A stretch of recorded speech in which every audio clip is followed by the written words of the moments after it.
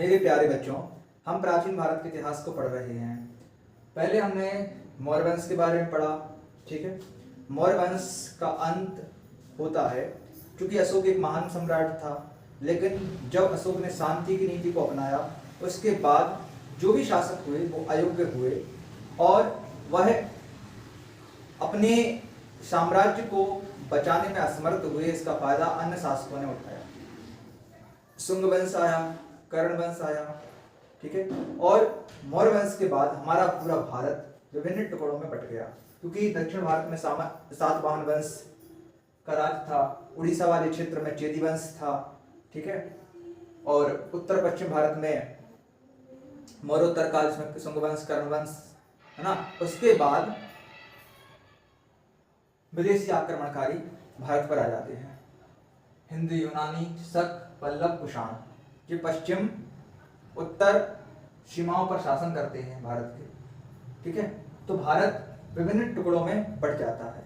फिर गुप्त साम्राज्य के आने के बाद फिर भारत का एकीकरण होता है। फिर भारत एकजुट और एक साम्राज्य के रूप में पूरे भारत में फैल जाता है। तो बच्चों, सिंध, यूनानी, शक, पल्लव, कुषाण यह आए। इन्होंने कुछ अच्छे भी काम किए, कला संस्कृति को जन्म दिया।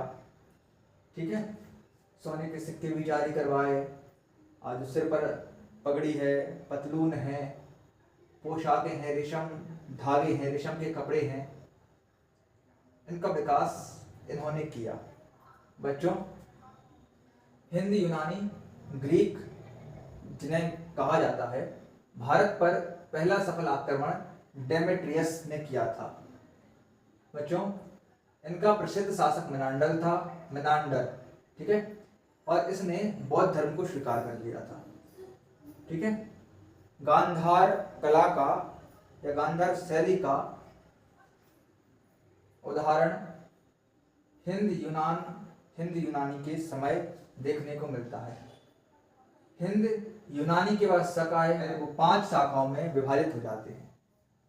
भारत का कुछ क्षेत्र अफगानिस्तान का, तो अफगानिस्तान, पंजाब, मथुरा, पश्चिम भारत और ऊपरी दक्कन का जो क्षेत्र है, वहां पर शक साम्राज्य 5 भागों में बट जाता है और फैल जाता है। बच्चों, शक जो मध्य एशिया के निवासी थे, इनका सबसे प्रतापी शासक रुद्रदामन प्रथम था।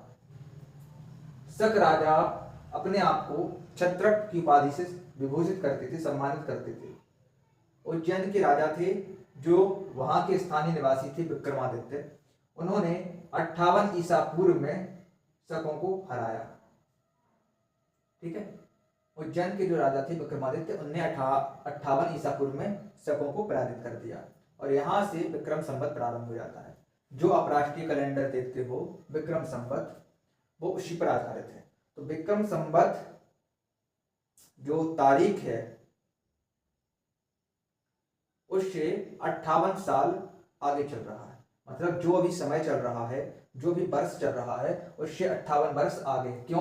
क्योंकि 58 ईसा पूर्व में इन्होंने, विक्रमादित्य ने शकों को पराजित कर दिया था, इसलिए 58 वर्ष आगे चलता है। क्योंकि प्रथम ईसा पूर्व के बाद, है ना, प्रथम ईस्वी में जो ईसा मसीह का जन्म हुआ था, उसके बाद ईस्वी लगता है, यानी कि संख्याएं बढ़ती जाती हैं, वर्ष बढ़ते जाते हैं, और उसके पहले संख्याएं या वर्ष घटते क्रम में थे। ठीक है, तो 58 के बाद 57 आया होगा, फिर 56 आया होगा, फिर 55, फिर 1 ईसा पूर्व आया होगा, फिर 1 ईस्वी आया होगा, फिर 2, फिर 3, आज चल रहा है 2025, है ना। तो उस तरह से 58 वर्ष पहले, एक पहली शताब्दी के 58 वर्ष पहले की बात है। तो हम 58 वर्ष, उसमें जो अभी नई साल है, नया वर्ष जो चल रहा है वर्तमान में, उसमें 58 वर्ष जोड़ देंगे तो विक्रम संवत निकल आएगा। ठीक है, तो विक्रम संवत 58 ईसा पूर्व में प्रारंभ हुआ था। ठीक है, शक वंश जब आया था, शक शासक जब आए थे। पल्लव हैं पश्चिमोत्तर भारत में, इन्होंने शकों को हराया। यहाँ का प्रसिद्ध शासक गोड़ोफर्निस था, ये मूल निवासी ईरान के थे, और अंत कुषाणों के द्वारा इनका होता है। फिर कुषाण शासक आते हैं, इनका राजा कनिष्क रहता है। राजधानी पहली पेशावर रहती है, फिर द्वितीय राजधानी वह मथुरा को बना लेते हैं। कनिष्क ने 78 ईस्वी में एक संवत चलाया, जिसे शक संवत कहते हैं। देखो, संवत 2 होते हैं, है ना। पंडित जी संकल्प लेते हैं तो वो कहते हैं विक्रम संवत, है ना, 2082, शक संवत 1946, ऐसा। ठीक है, तो बच्चों शक संवत की शुरुआत यहाँ से होती है। कुषाणों के जो राजा थे कनिष्क, है ना, उन्होंने 78 ईस्वी में एक संवत चलाया, इसे शक संवत कहते हैं। बच्चों शक संवत 78 ईस्वी में चलाता है ना, तो हमें क्या करना पड़ेगा, अभी जो सन चल रही है उसमें से 78 कम करना पड़ेगा तो शक संवत निकल आएगा। और जो सन अभी चल रही है, जो ईयर अभी चल रहा है, उसमें से 58 जोड़ दो तो विक्रम संवत निकल आएगा। ठीक है, चौथी बौद्ध संगति इन्हीं के समय में हुई थी, कुषाण के समय में। यहाँ का राजा शासक कौन था, कनिष्क था। अध्यक्षता किसकी अध्यक्षता में हुई थी, वसुमित्र की।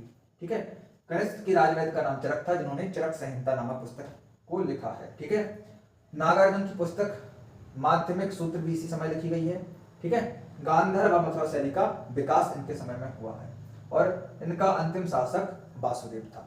तो बच्चों ये कम जो विदेशी आक्रमणकारी आए हैं, हिंदी, यूनानी, शक, पल्लव, कुषाण, इनके समय में गांधार शैली, मथुरा शैली, नागर शैली यानी कला संस्कृति का विशेष योगदान रहा। ठीक है, तो इनके आने के बाद, इनके जाने के बाद, इनको पराजित करने के बाद फिर गुप्त साम्राज्य प्रारंभ होता है, जहां से भारत फिर पुनः एकीकरण होता है, जिसे भारत का स्वर्ण काल कहा जाता है। नेक्स्ट वीडियो में हम गुप्त काल के बारे में पढ़ेंगे।